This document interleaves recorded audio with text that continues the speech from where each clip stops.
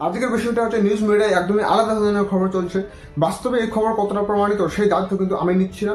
তো কি সেই খবর এটাই যে যখন থেকে বাংলাদেশের প্রধানমন্ত্রী শেখ হাসিনা তার দেশ ছেড়ে পালিয়েছে, সেই 2024 থেকে শুরু করে আজ অব্দি আন্তর্জাতিক সময় খুব একটা ভালো চলছে।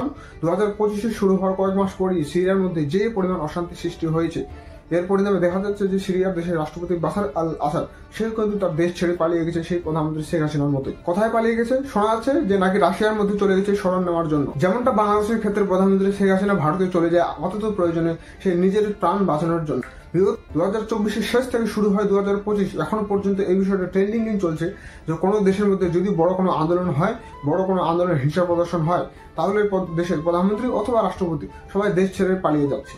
তারপর নিজের দেশের অবস্থা কি হচ্ছে সেই বিষয়টা তো তোমরা বাংলাদেশকে দেখলেই বুঝতে পারবে। এই বিষয়টা আলাদা করে কাউকে বোঝাতে হবে না। ঠিক এরকমই অবস্থা দেখা যাচ্ছে বর্তমানে এই তুরস্কের মধ্যে। তুরস্ক আর তুর্কি বিষয়টা কিন্তু একই।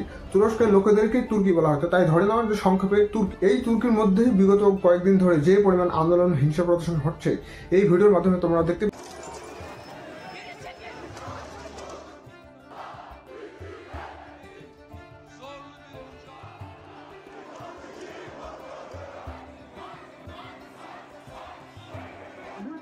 কি পরিমাণ লোকের সমাবেশ এক জায়গায় একত্র হয়েছে। এই অবস্থায় স্পেশাল রিপোর্ট আর সিক্রেট ইনফরমেশনের মাধ্যমে একটা সূত্রের তরফ থেকে দাবি করা হচ্ছে যে তুর্কির রাষ্ট্রপতি রিসেপ এরদোয়ান সেও নাকি তার দেশ ছেড়ে পালিয়ে গেছে। এখন কোথায় পালিয়ে গেছে সেই দায়িত্ব কিন্তু আমি নিচ্ছি না, আমি জানিও না। এই সেই ব্যক্তি তুর্কির রাষ্ট্রপতি রিসেপ এরদোয়ান।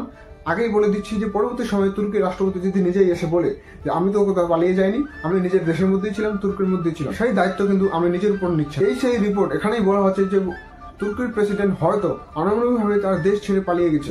এইবার আসি মেন বিষয়ে। তুরস্কের মধ্যে যেই পার্টির তরফ থেকে রিসেপ এরদোয়ান রাষ্ট্রপতি হয়েছে, প্রথমবার তুরস্কের রাজধানী ইস্তাম্বুল সেই শহরের মেয়র হয়েছিল।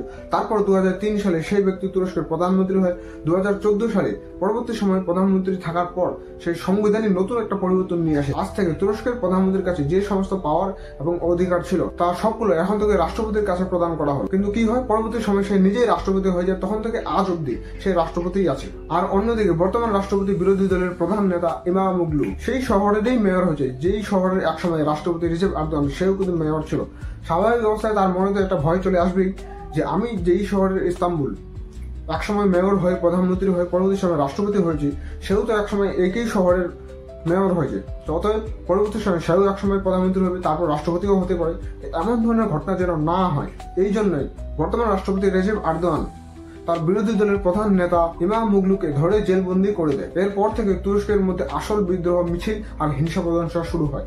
এখন তোমরা ছবির মাধ্যমে দেখতে পাচ্ছ যে কি পরিমাণ লোকের ভিড় আর একত্র হয়ে সেই রিসেপ এরদোয়ানের বিরুদ্ধে প্রদর্শন করছে। পরিশেষে এটা স্পষ্ট হয়ে বোঝাই যাচ্ছে যে তুরস্কের বর্তমান রাষ্ট্রপতির যে ক্ষমতা আর অধিকার, সেই লোভের চাহিদার পরিমাণে আজ তুরস্কের বর্তমান এই রাস্তার মধ্যে সবাই মিলে একসঙ্গে বর্তমান রাষ্ট্রপতির বিরুদ্ধে প্রদর্শন করে। আশা করা যায় আমার পুরো বিষয়টা বোঝা গেছে। এই বিষয়ে তোমাদের কি মতামত অবশ্যই কমেন্টে জানাও। ভিডিওটা যদি ভালো লাগে, ইনফরমেটিভ মনে হয়, তাই লাইক শেয়ার সাবস্ক্রাইবটা অবশ্যই করে দিও। দেখা হচ্ছে পরের অন্য কোনো ভিডিওতে। ততক্ষণে জয় ভারত।